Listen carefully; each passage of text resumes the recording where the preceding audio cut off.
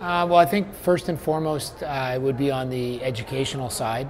So that is educating consumers on the value of food. And we traditionally pay a very low cost for food. We're actually paying the lowest in the history of mankind for food right now in North America.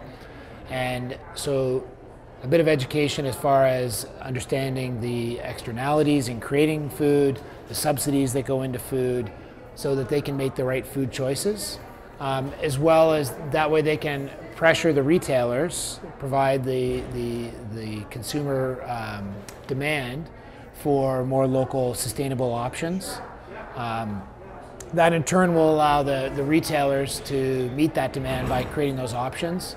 Because as a food manufacturer, we sell to consumers, but we also sell to retailers, and we have to keep both happy.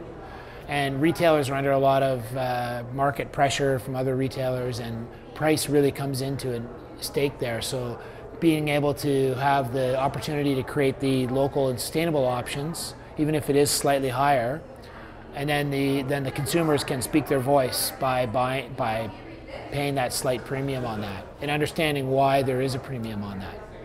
So that would be number one. Number two would be that really we don't have a regional food economy anymore. A lot of the infrastructure, that being the manufacturing capabilities and the farmer processor, the processing side for the farmers, really has disappeared in BC. So bringing that back through cooperation, so co-ops on the farmers where they can have haulers, primary processing facilities, so they can actually start growing things that they haven't grown again, and they'll have a facility to take it to, because right now that doesn't exist. And on the manufacturing side, companies collaborating together where they can, because the infrastructure to put in a plant to manufacture food, because at the end of the day, not all consumers are buying primary foods, being produce and meat. They buy a lot of the value-added packaged foods. So that processing capability needs to be here as well, so that we can keep the raw materials here, turn it into food here. And to do that, the infrastructure and capital costs are pretty high. And the market for that high-end sustainable food is fairly small. So you have a bit of to be able to fund that is difficult with the market that there is. So you need to collaborate with other companies so you can spread that funding out over a couple people. There could be some measure of government funding for that as an alternative.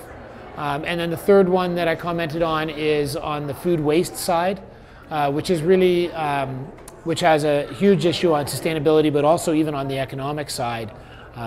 Approximately 50% of the food is lost in food waste throughout the whole process, from farmer to end consumer, or to the end consumer eating the product. So if that can get minimized, you think about how that can affect price, how that would affect the carbon footprint aspect of it, and the whole sustainability aspect of it would be huge.